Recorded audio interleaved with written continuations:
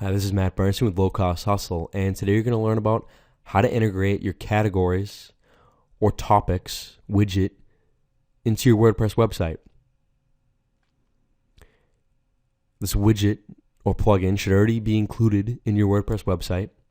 All you have to simply do is from your WordPress dashboard, click on Appearance, and then click on the Widgets tab.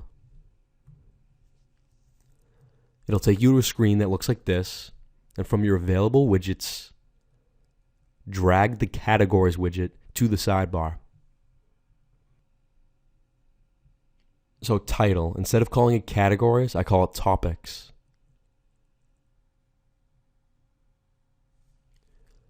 And all I did was click off show post counts. And all that means is it shows how many posts that you have in that given topic. And then I clicked off Show Hierarchy, meaning these are the topics that people view most on your website. And then you click Save. Thank you so much for listening. You just learned how to integrate the Topics widget into your WordPress website. This is Matt Bernstein with Low Cost Hustle.